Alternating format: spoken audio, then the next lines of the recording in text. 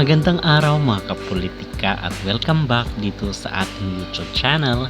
Sa vlog na ito is magbibigay po tayo ng part 2 doon sa ating naunang napag-usapan na kung saan ay ibuboykot di umano ng mga taga-Indonesia itong Miss Charm matapos na maligwak sila dito sa top 3. At atin rin pong pag-uusapan kung makikita nyo sa pamagat or titulo ng ating talakayan ngayon ay naisahan po ng Pilipinas ang Indonesia.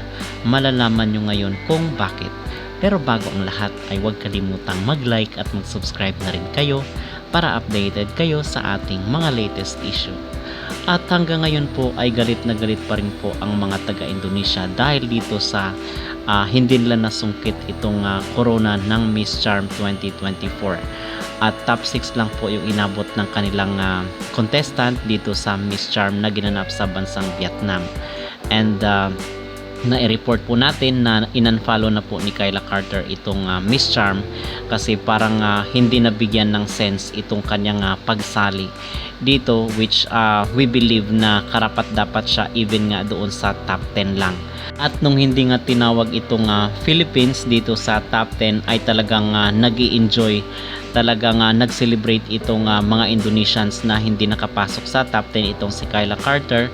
And then unang-una pang tinawag doon sa top 10 itong si Indonesia. So akala nila ay papalapit na talaga sila dito sa gininto ang corona ng Miss Charm. And then doon sa top 5 ay tinawag rin itong Indonesia. So akala nila ay mapapasa kanila na ang corona ng nasabing beauty contest. But guess what mga kapolitika, hindi sila natawag doon sa top 3 at nag-aalburuto sila in fact.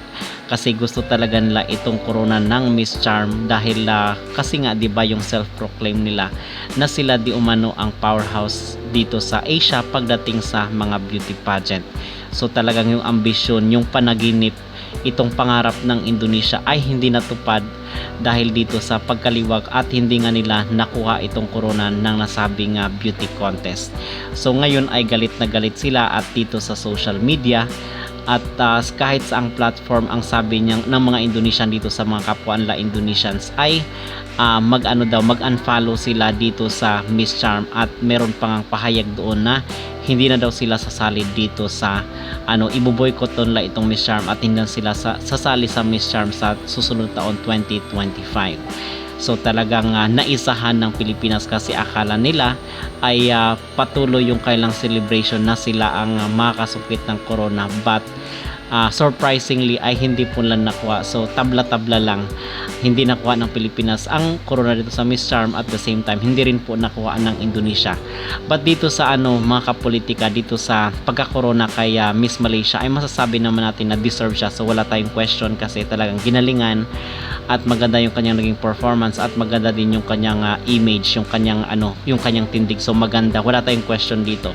Ito lang talagang Indonesia na kung saan ay grabe yung makikipagbardagulan talaga dito sa social media para lang iangat yung kanilang sarili na sila daw yung powerhouse dito sa Asia. Talagang gusto lang iangat yung kailang bansa pagdating dito sa mga beauty pageant, which we believe na milya-milya pa po ang kanilang lalakbayin. Marami pa silang kakaining bigas bago nila naabot ang narating ng Pilipinas pagdating dito sa mga beauty contest. At actually mga kapolitika, meron pa nga silang ibang kiniklaim kasi 'di ba tayo naman ang powerhouse kasi pagpupunta ka doon sa mga Latin countries, sa mga Latinas, kung tatanungin mo sila sino ang powerhouse sa Asia, ang talagang isasagot nila ay Philippines. So hindi naman nila sasabihin na Indonesia, hindi nila sasabihin na Thailand or Vietnam. Talagang Philippines ang unang-unang isasagot ng mga Latinas.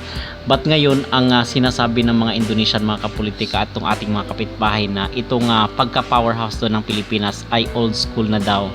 So old fashion na daw ang pagiging powerhouse ng Pilipinas. Meron daw bagong powerhouse ngayon at sila daw yun. So ano ang yung maging komento dito at maging reaction mga kapolitika sa pagboykot ng Indonesia dito sa Miss Charm 2025? At ano ang yung masasabi na old school na daw ang pagka-powerhouse ng Pilipinas? Meron na daw makabagong powerhouse dito sa Asia pagdating sa mga beauty contest. Mag-comment down below at huwag kalimutang mag-like at mag-subscribe na rin kayo para updated kayo sa ating mga latest issue. I said, I don't think that he's good for you. How do you know what's good for me? That's my opinion.